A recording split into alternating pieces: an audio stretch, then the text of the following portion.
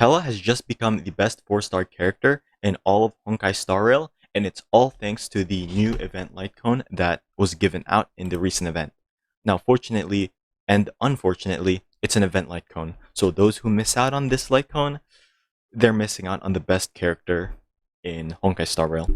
Looking at the event light cone, I wouldn't be surprised if you said it looked underwhelming. Like, well, yeah, Pela can use the effect hit rate, but the 8 energy are restored when she hits an enemy with defense shred or defense reduced, it's not really that much. But just wait. It will get better.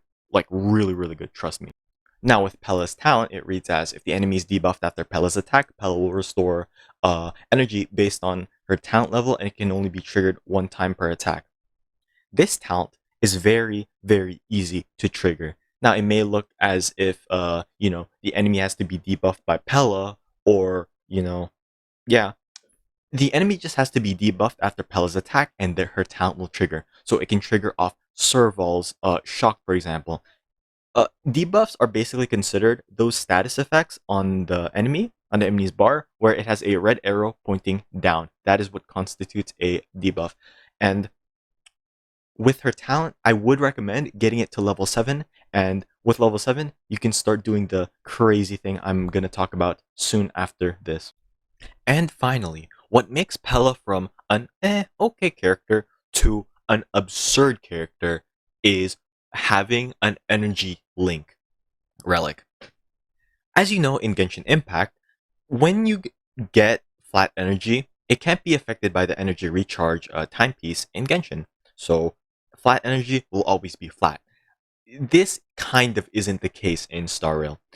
When you have an attack that triggers bonus energy, that bonus energy, such as with Pela's talent and the event light cone, the energy recharge stat will increase those two, which is crazy. So instead of generating, like what's it called, 20 energy off a normal attack times 19.4 plus 16, which is the talent and the light cone. No, it's basically 20 plus 16 times 19.4. So instead of generating that much energy, you generate 43 energy instead, which that is basically enough to normal attack twice and get Pela's ult back, which is straight up absurd. Like you get perma defense shred for free forever. And not to mention, because she's not using skill, she's also adding skill points to your team. So if your team is relatively skill point efficient, you would start overfilling with skill points. Of course, this helps a lot with characters that are SP hungry, notably hunt characters, because they're so skill point hungry. I don't really like to compare characters of two different games and potentially two different archetypes, but because people were hyping up Silverwolf to be, the Kazuha of Honkai Star Rail, I would say that Pela is the true Kazuha of Honkai Star Rail. But even better, if you know in Genshin Impact, Kazuha really struggles with getting his ult up, which is why you would mainly stick Favonius Lance instead of that from the blacksmith in Genshin. Because if you know, Kazuha gets energy best if he gets animal particles, and getting any other element particle reduces his efficiency in regaining his ult. But Pela is not energy hungry. Well, she was, but with the light cone, it's the opposite actually. Pela might overfill on energy if she uses her skill instead of her normal attacks, because normal attacks generate up to 20 energy, and skills regenerate up to 30 energy. And don't get me started on the comparison to Silverwolf.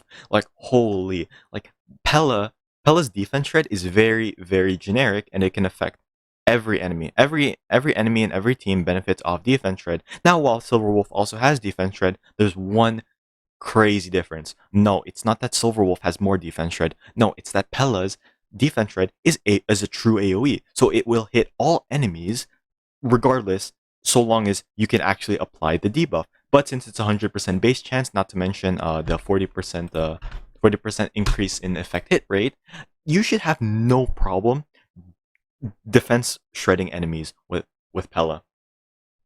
And not to mention, you're put in heavy team building restrictions with Silverwolf. Unlike Pela. With Pela, you could hypothetically slap her in any team you want. Any team you want. So long as they can benefit from defense shred, put Pela in.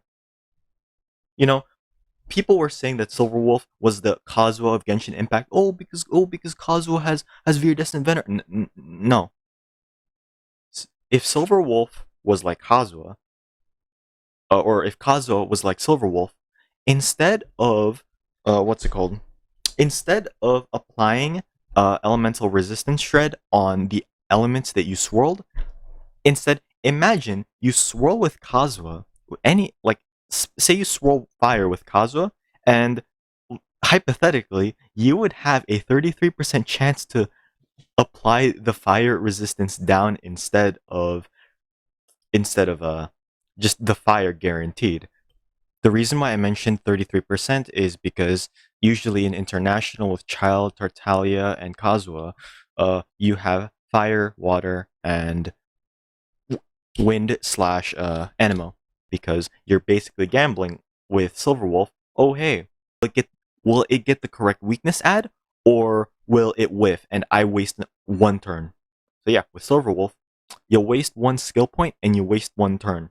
You wouldn't even have the comfort of constantly being able to spam defense shred, like, and you would also have to build specifically with Silverwolf. You might have to build an effect hit rate or maybe some other stuff. But with Pela, oh yeah, not to mention you could slap on the wind set with Pela, and Pela would just start moving at the speed of sound. Like, oh, you normal attack, you use her ult, and she'll be advanced forward by 25, and that's kind of crazy. But yeah, that's gonna be it for me. Yeah. This video is kind of a mess, but hopefully you can dig into the weeds and figure it out. But if you try this team out, you will completely understand why Pela's incredibly insane. Best character in the game. I fully recommend her. Probably not even that. Pela's gonna be on the Luocha banner, dude. Oh my god. Luocha's banner's already like so good. But you have a really, really strong healer, like, and Pela's in there. Rip Yukong though. Yukong. Very, very difficult to work with, unfortunately. But yeah, that's gonna be it from me. See y'all later. Bye.